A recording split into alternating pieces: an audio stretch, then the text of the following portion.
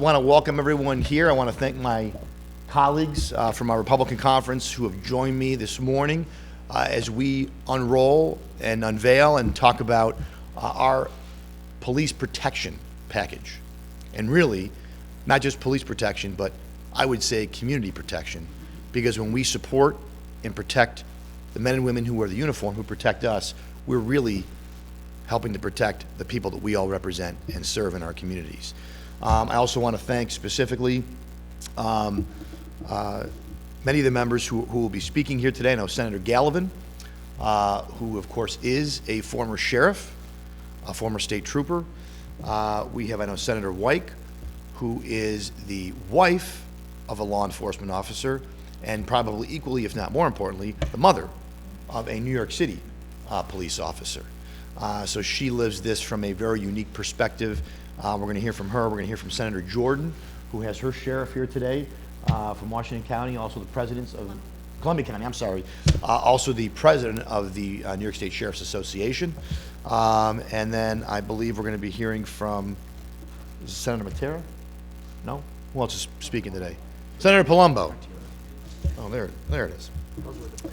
And then, of course, we have several other bills sponsored by Senator Akshar, Helming, as well as Senator Lanza, who, of course, from Staten Island and knows all too well the challenges that New York City specifically is going through.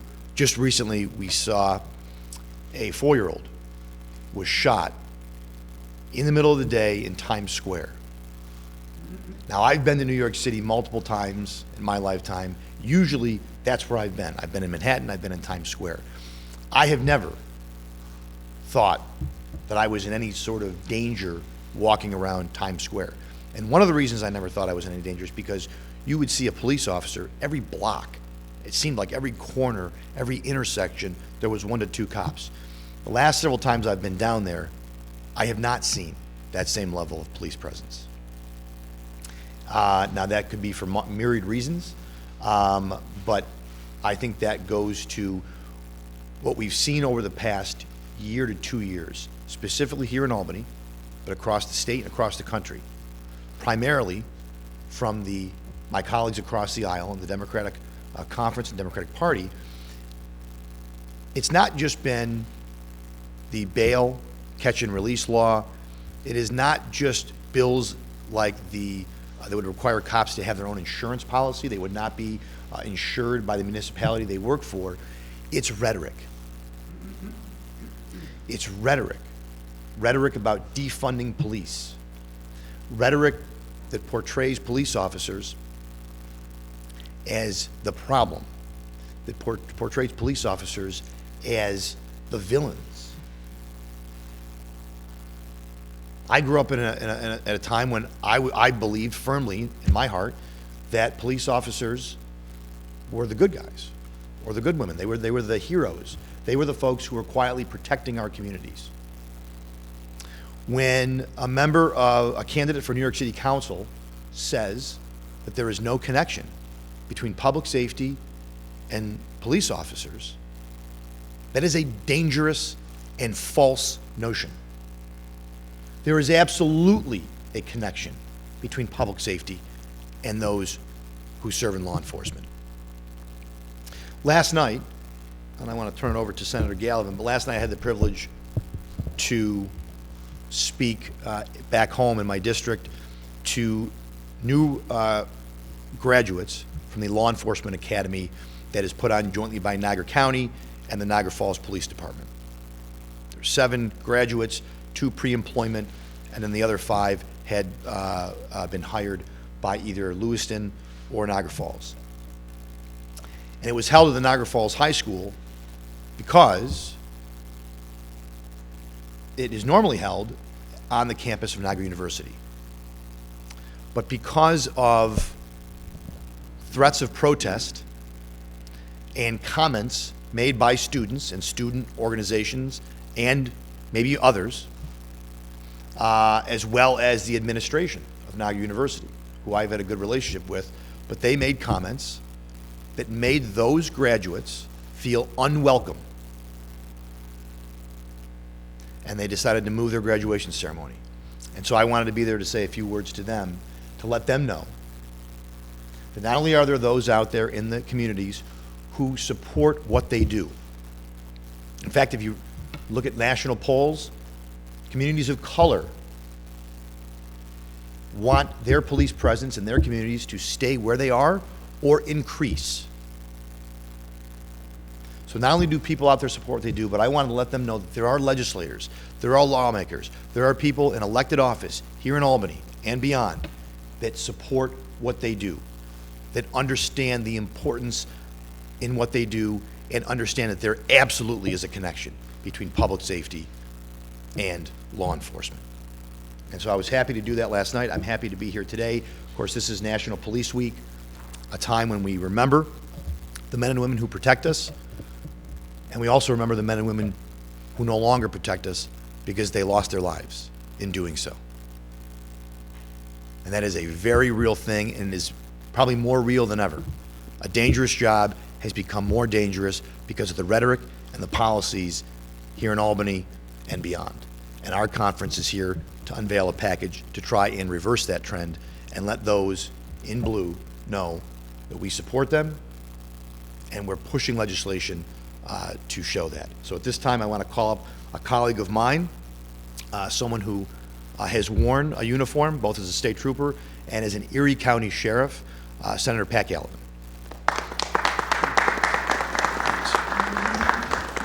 Thanks, Leader, and thanks to all of my colleagues and Sheriff for being here today. To Senator Ort's comment about law enforcement and public safety in the community being connected, if you go back in time, Sir Robert Peel from England back in the 1800s, he's known as the father of modern-day policing. And one of his basic premises, as he was putting together the various tenets for law enforcement officers to follow, was this: the community are the police, and the police are the community. They are all connected. They absolutely are, and for that reason, we all should care about it. I know I care, I know that my colleagues care. But some of the people that Senator Ort talked about in some of the communities across the state and across the country, they care as well. And without working together, without protecting our police, the police cannot protect the community.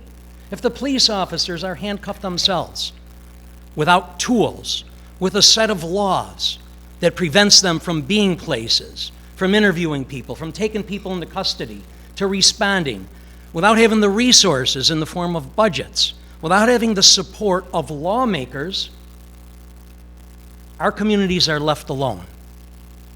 And the police are the communities are the police. If we take the police out of that equation, we have chaos. And that's been proven time and time again throughout history, throughout the world. Our law enforcement officers face enormous challenges, especially today. Recent attacks over the past few years on their profession have made their work even more dangerous. Too often all across the country, we see and hear about police officers coming under attack simply because they wear a badge and a uniform. In New York, over the past several years, we've seen time and again criminal justice policies that favor offenders over law-abiding citizens and law-abiding communities and law-abiding families. We should not tolerate this at all. I can tell you that my colleagues don't, and I'm very proud to stand with them today. We see others disrespect law enforcement. We see them disrespect the rule of law, and that very clearly endangers the safety of all law-abiding citizens, and we're seeing that play out with higher violent crime rates across the state. Senator Ort talked about the shooting in Times Square of a 4-year-old in broad daylight. And it goes on and on. We can recount all of those things. For the sake of time, I won't. We, when I say we, I mean here in Albany, lawmakers, state policymakers need to do more to support and protect the men and women who dedicated their lives to keeping our fellow citizens safe. Our package of legislation that we're introducing today will do just that. By strengthening penalties for assaulting a police officer, making it a crime to release their private information or falsely accuse them accuse them rather of wrongdoing, among other things. And there is a whole package. I won't go through all of them. The entire package, you'll hear about some more of it, and it'll all be provided to you if you don't have it.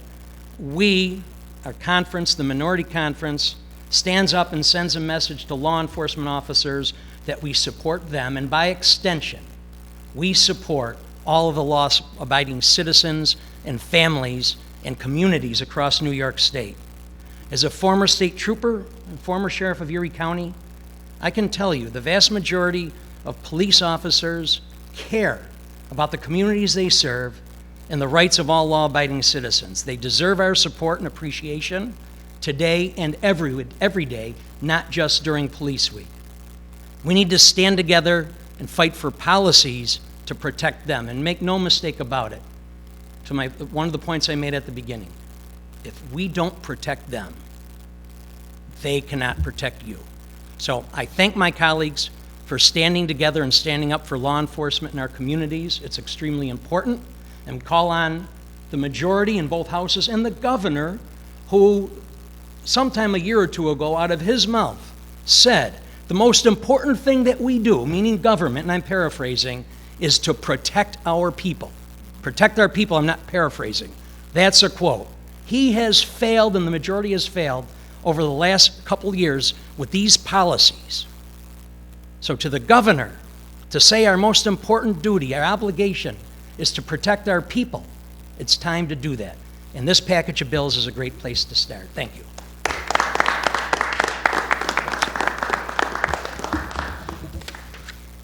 Thank you, Senator Gallivan. At this time, I want to call up Senator Wyke. Senator Wyke, again, is the wife of a sheriff's deputy. She is the mother of a New York City police officer, and just as importantly, she is an outstanding senator in our conference. Senator Wyke. Thank you so much, and as Senator Leader Orts pointed out, I am the wife and the mother of police officers, and I strongly support our law enforcement.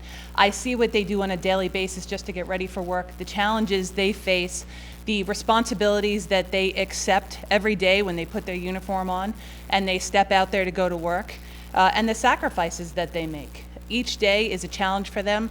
These laws that have been put in place over a year ago do not protect them. It makes their life more difficult to do what they chose to do, which is to step up and protect all of us. That's what they wanted to do. That's their calling. And we should be here supporting them and supporting their actions. Unfortunately, rather than supporting our law enforcement, the rhetoric has been anti-police and anti-law enforcement. And we've seen how that results time and time again. No one benefits from that. When we see the laws not supporting the police are unable to do their job, and the citizens of that area are the ones who pay, and sometimes they pay with their life. We have elected officials and groups who openly advocate for defunding the police. Every single day we have reports coming out of shootings, stabbings, and overall lower in quality of life and crime sky high. And there's just no denying that. I mean, every community you look at, crime is rising, whether it's petty theft, whether it's deaths, whether it runs the gambit, not just Times Square, it's everywhere. It's in rural areas as well as urban areas. Crime is rising because of the laws that have been put in place. I've introduced legislation calling out, it's called Defund the Municipalities That Defund the Police Act. It would reduce the amount of the state funding a municipality receives in proportion to the amount the municipality cuts their police departments, exclusive of funds diverted for other communities' policy programs. So I'm saying it's not okay to defund our police and say we're going to take these funds and do something else.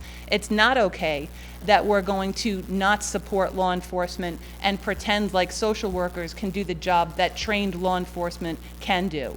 And so I have that bill, and I think it's a great bill to make sure that we're making sure that communities, government, counties are not cutting or defunding our police departments. If these communities want to defund the police, want less of a chance for help when they come, when they're in danger and in need of assistance, and have an overall lowering in the quality and the safety of their life, they should not continue to fund them. This week is Law Enforcement Week, and we should all take a moment to reflect and thank the brave men and women in law enforcement. It's also a time to reflect and remember all of those fallen officers who lost their lives in the line of duty. I know typically this is a week where my husband would be in Washington, and there's an enormous wall set up to pay tribute to those individuals who sacrificed their life in the line of duty. I am proud to stand with my colleagues in the Senate Republican Conference in support of law enforcement. Thank you.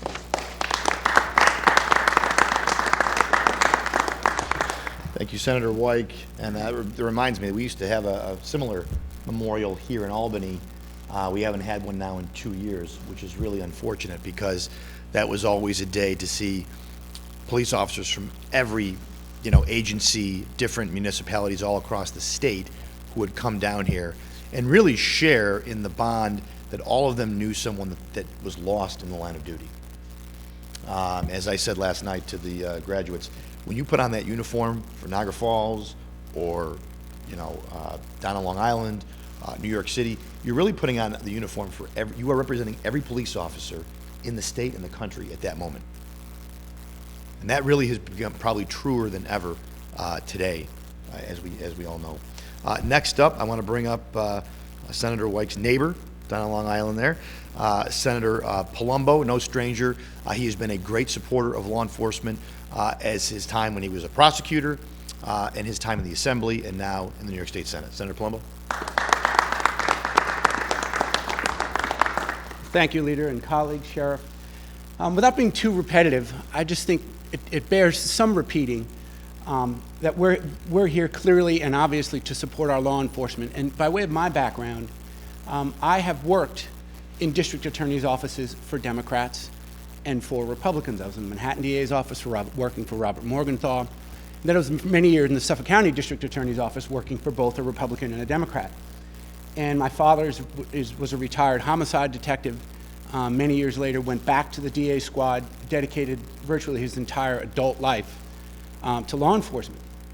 So I grew up in that family, I grew up in that culture, and I ran for office in 2013, never ran for office before. I've been in the state legislature now for 8 years. I was in the Assembly up to this year now. This is my first year in the Senate. And I was proud to be part of a state that was the state that held the safest big city in the country. We focused on communities, we focused on law enforcement, and Senator Galvin said they're part of that integral part of the community is law enforcement, obviously. And then there was a turn. In 2018, there was a new type of Democratic Party that took control. They were pro-defendant, which was always, we're all pro-defendant's rights in the Constitution, but the turn then became flagrantly anti-law enforcement. It wasn't just pro-defendant. The pendulum swung to a point that it was clearly against law enforcement. And as Leader Ort said, they made the police the villains, that they were all horrible, horrendous people. And we had actual senators saying on the floor of the Senate, we need to defund the police, no longer have police departments and martial law. That's just bananas. That actually, you'd think it was a joke, but it's not. And that is a sentiment that we see in this building now from the two majorities. So we're here to propose this package to not only protect those folks that protect us, but to let law enforcement know, let men and women know that we stand with them. We have their backs, and we need to reiterate to them that it is a wonderful job. You are protecting us. I can't think of a better community service than protecting life and property. There is none. And that's what they do every day. They don't go out looking to hurt someone, shoot an unarmed individual. They want to do their job and go home to their families. They're human beings, and we need to remember that. So I thank my colleagues for being here and making sure that everyone knows in law enforcement that we are here to protect you, because what you do every day is what makes our communities great. Thank you.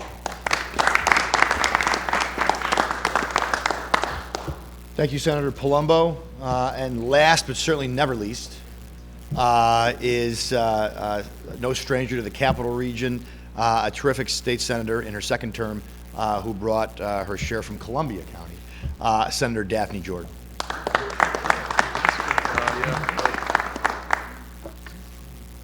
Good morning. I'm always proud to stand here with our Senate Republican leader, Rob Ort, and all of my Senate Republican colleagues. And today, I'm proud to have our special guest here, a good friend of mine, our Columbia County Sheriff, David Bartlett, who is also the president of the New York State Sheriff's Association. So, Sheriff, we thank you for your leadership and all that you do to serve and protect. We're here in observance of National Police Week, in which we honor our law enforcement community and pay special attention to those who have fallen in the line of duty. In recognition of this important week, we're unveiling our comprehensive package to honor and safeguard law enforcement and help to restore common sense and public safety in the state of New York. Who would have ever thought that police would be made out to be the bad guys, and that New York State would go out of its way to protect criminals? It's only in bizarro world that that would happen. Part of our legislative package is my pro-police, pro-public safety initiative, Senate Bill 2561, that would strengthen the penalties for assaulting a police officer. My bill would help ensure that police officers are protected from violence and that violence against them is adequately punished in the eyes of the law. My legislation raises the class of felony for each type of assault against a police officer, which will not only serve to deter attacks on the police, but will also allow for sentences appropriate for the heinousness of the act. When we turn on the news or read the newspaper, we rarely hear about all the law enforcement officers who have lost their lives or who have been assaulted while on the job.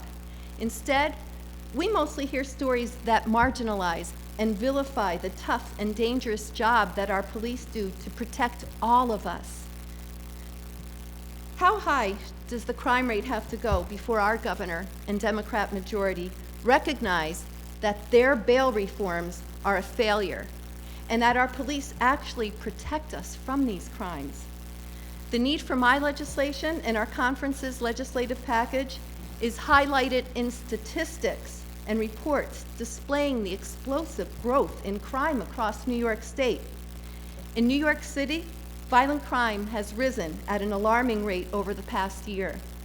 In fact, a recent report by the NYPD showed that overall index crime, which are crimes such as murder, robbery, rape, aggravated assault, larceny, motor vehicle theft, and arson, that these rose overall by 30.4% compared to April 2020, and that rise included a 35.6% increase in felony assault, a 52.8% increase in rape, a 66.1% increase in grand larceny, a 28.6% increase in robbery, and a whopping 166.1% increase in shooting accidents. In addition, a recent SafeWise State of Safety report underscored New York's concern about the seriousness and the severity of the explosive growth in crime.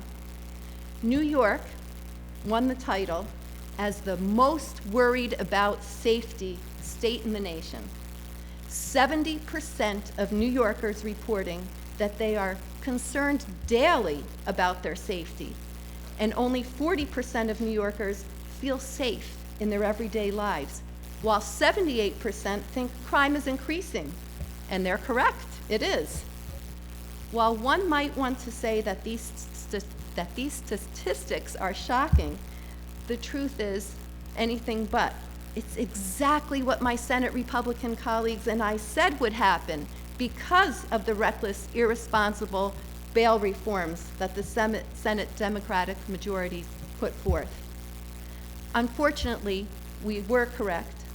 Our state has become less safe, significantly less safe. Violent crime has exploded. People feel less secure and worry for their safety, and rightly so. And the bad bail reform law has much to do with it. So, whether it's the disturbing increases in felony assaults, robberies, and shootings, or 70% of New Yorkers being rightly concerned about their safety, the verdict is in concerning the Senate Democratic majority's so-called criminal justice reforms. guilty. Their policies are guilty of recklessly endangering the lives of New Yorkers and guilty of making our state less safe. The Senate Democrats' no criminal left behind agenda is dangerous, irresponsible, and has foolishly undone decades of real progress in reducing violent crime, especially in New York City, that's been engulfed in a wave of violence. Instead of promoting criminal coddling policies, promoting disrespect of our courageous police officers, the Senate Democratic majority should follow our lead and stand with law enforcement. So to Sheriff Bartlett and every dedicated police officer across our state, all of whom risk their lives daily every time they put their uniform on and go out to answer a call for help, we want you to know that the Senate Republican Conference has your back during National Police Week and every week. We appreciate, we respect, and we support you, the brave men and women of law enforcement who protect and serve all New Yorkers. Thank you. And now, I would like to introduce my good friend, Columbia County Sheriff and New York State President of the Association of Sheriffs, David Bartlett. Thank you, Senator. And wow, how do I follow that? You know, I've been a police officer for 37 years, and over the last year, it's been probably the toughest time of my career. You know, we work hard every day. We go out and put our lives on the line every day, whether it's dealing with crime or, over the past year, dealing with COVID, being on front lines.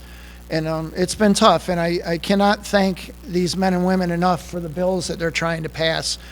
I wouldn't be the only police officer here today. Everything shut down here at the Capitol, or else we would be standing down on the staircase with hundreds of police officers supporting them and their bill. So on behalf of the 58 sheriffs and the 67,000 police officers in the state of New York, we thank you. It's a tough job. We're having a tough time retaining people. Retirements are at an all-time high. We're having a tough time recruiting people. We're going through a list right now where we never get out of the 90s, and right now we're into the 70s and exhausting the list because the people that are on the civil service lists are saying to us, I don't want to be a police officer anymore. Everybody hates cops. Well, there's a lot of good cops out there.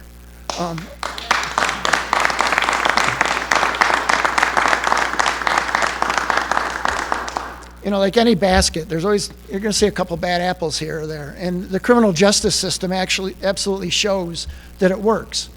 But for the good ones that are out there that are putting their lives on the line every single day, we need the Assembly and the Senate support, we need the governor's support, and we need the overall support of the people in our communities, which we do have. But I want to, again, thank you for everybody, you know, from law enforcement, and we appreciate your time, and thank you for your time.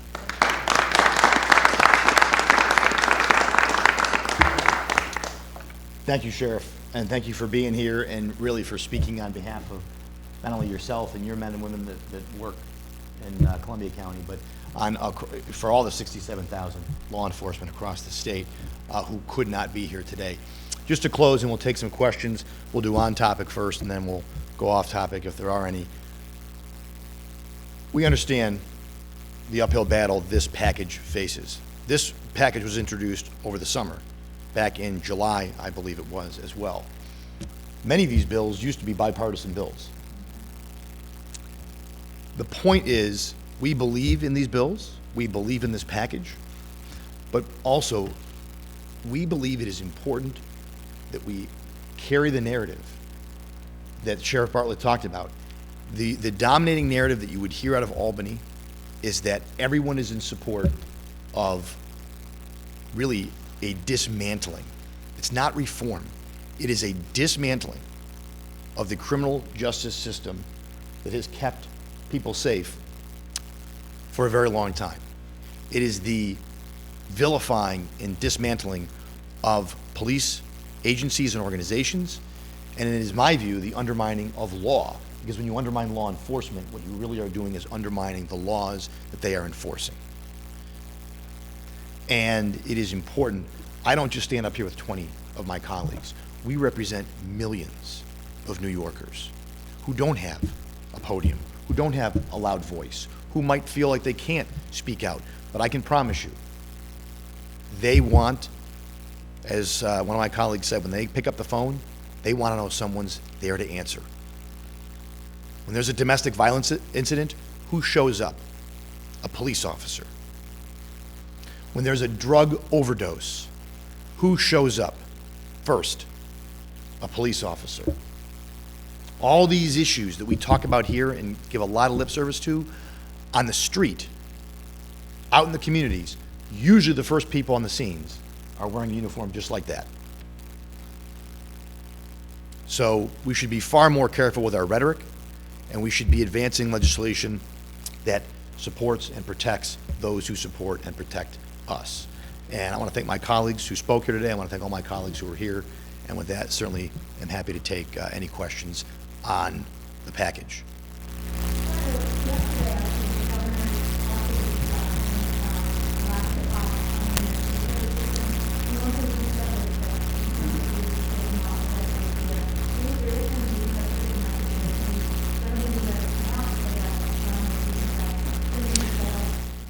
Well, it's definitely something we support. It is, you know, it's great that the governor has finally come around to the idea that police are necessary in our largest city.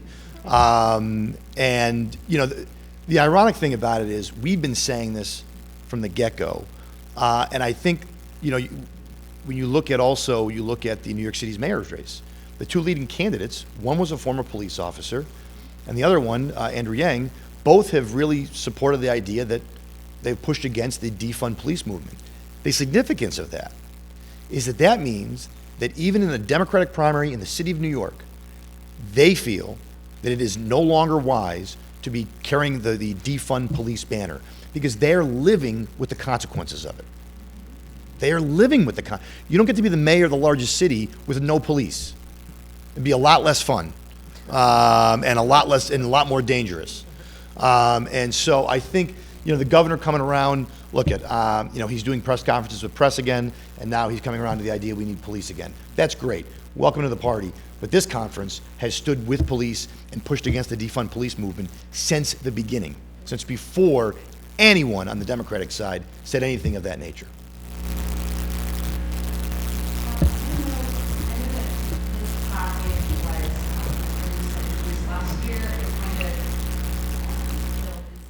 Sure, sure.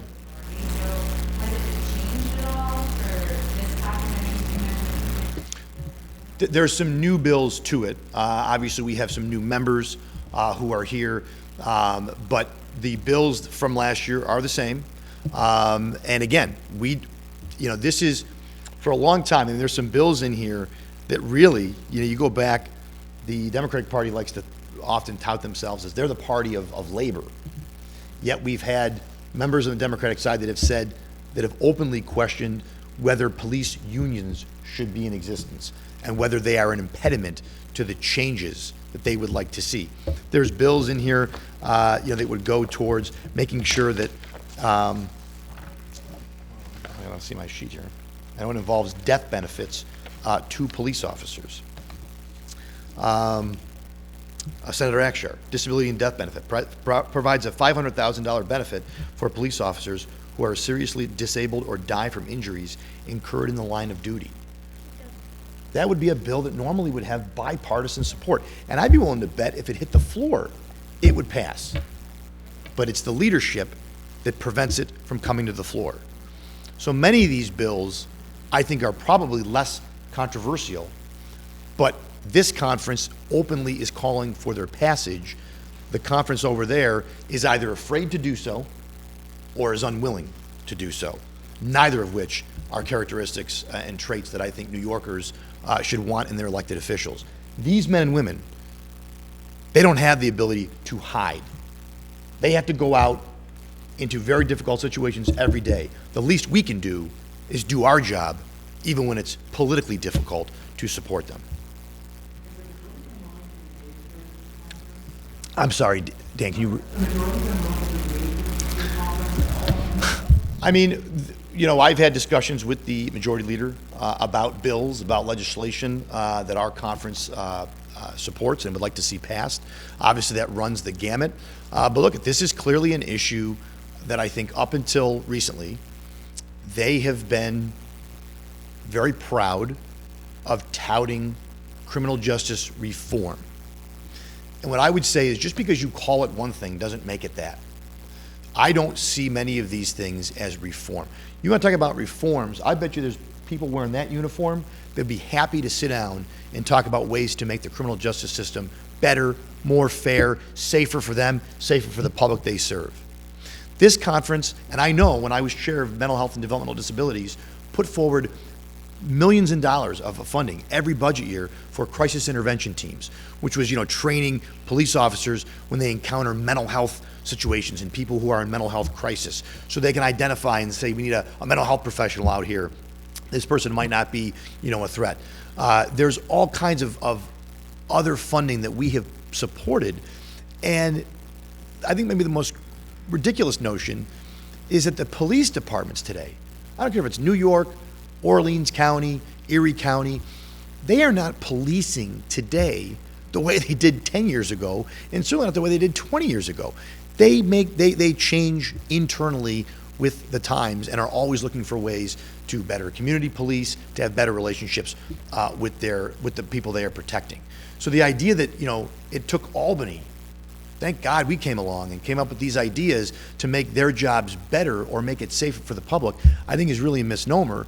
And what you've seen since these laws have been put forward, and again, I can't discount the rhetoric, you've seen an increase on attacks on police officers, wanton disrespect on police officers, and worse. And then, of course, you see attacks on, you know, citizenry. Crime rates have gone up, violent crimes have gone up, and there are some in the other conference, they're pushing even more changes. They want to expunge records of someone for murder. I mean, I can't even believe I'm saying this to all of you, that it's real, that they want to expunge a record for someone who committed murder. Yes, yes. Yeah, no. Yeah, I mean, it's sort of, I guess, on topic, but not really on topic. But I think I speak for my entire conference when I say that, once again, the breadth of that bill is something that not only can we not support, but I think is actually dangerous and, again, undermines public safety. You're going to I'll take something that's not even a violent crime, Dan. Embezzlement. I'm the manager at a bank. I'm looking to hire somebody. I can't know that this person stole money in his previous job or her previous job. Don't you think that's a necessary thing for me to know before I employ them back in the financial sector? I mean, let alone murder or other more serious crimes, armed robbery. I mean, there are just some crimes that we need to know. Doesn't mean that gets held over their head forever, but there are consequences, obviously, of those actions. You know, if they were just talking about, you know, minor offenses and at a certain age, and I think this conference, that we'd be happy to have a conversation on those things. I think reasonable people would, but they're not. This is not reasonable reform. This is either headline grabbing.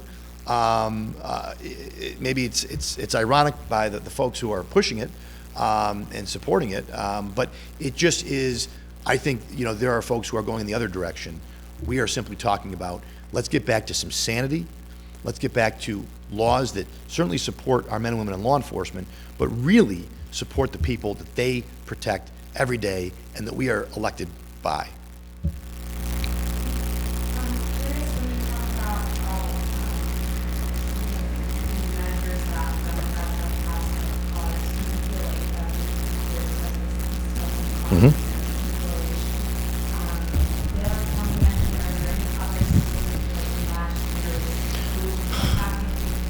So you had off the top of my head here, you have bail reform, you had the discovery reform, which didn't get as much headline or press as the bail reform law, but really makes it, and when I just had a roundtable discussion, as a matter of fact, in Binghamton with Senator Akshar, with law enforcement from the Southern Tier region. And what they were more concerned at this point, or equally concerned, I should say, with the discovery changes, because it makes it very difficult for people who would testify to a crime in court, because that information is now released to the defendant. Now, they'll tell you it's to the attorney. Well, it's to the defendant on numerous occasions, because what that attorney does with that information is up to them. And we know, in fact, right here, I believe in the Capital Region, there was a witness video. An individual was interviewing with the police and identifying someone who committed a crime, and he was testifying to that in a recording. Senator Serino, it's probably a call from back in the district.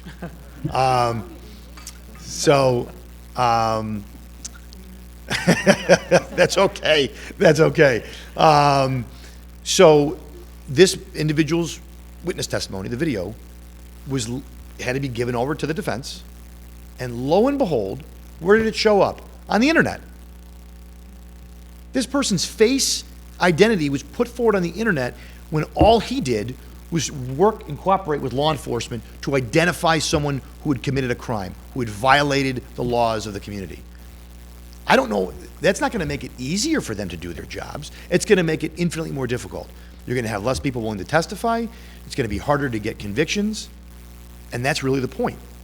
In my view, that was the point. All these laws, I would posit to you, are working as intended. I can't come up with any other way. You look at elder parole, which they're pushing, that somehow just because someone's 55, they should be eligible for parole. I think I speak for a lot of people out there, first of all, that are 55 that would not consider themselves elderly. I don't know why that number was chosen, but yeah, well, yes. But the fact remains that, reaching a certain age or birthday, I think should not in and of itself make someone eligible for parole, irregardless of what the crime was or the sentence was or what have you. And then you look at, there was a bill we passed, it might have been 2 years ago, Senator Galvin may recall, that outlined every time a police officer would have to draw their weapon, they would have to fill out a report explaining why the weapon was drawn. Now, I was never a cop, I was in the military. The notion that you would make a police officer even have to question for 1 second when or why or when they should draw their weapon, I think is very problematic. Very, very problematic. These can be split-second decisions. They should, to add another layer or or the insinuation that drawing your weapon is in and of itself problematic, I think makes their jobs more dangerous. You're going to see less people, again, want to be police officers. You're probably going to see more attacks on police officers, and it opens up police officers to, I think, far more, I don't want to say scrutiny, because that's the wrong word, but I think it again makes the insinuation that you're drawing your weapon, it's to do something bad.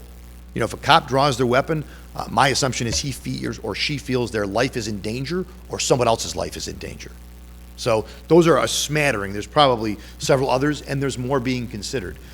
And keep in mind, the Parole Board or the Police Reform Board in Ithaca put a cop killer on the Reform Board. There is no reason that person is on that board but for the fact they are a cop killer. Richard Rivera. The idea that he would present any sort of positive influence on the future of policing in Ithaca when his only knowledge of police is the one he gunned down in a bar in New York City. That is what passes for reform these days. And that's what this conference is pushing against. Thank you guys very much.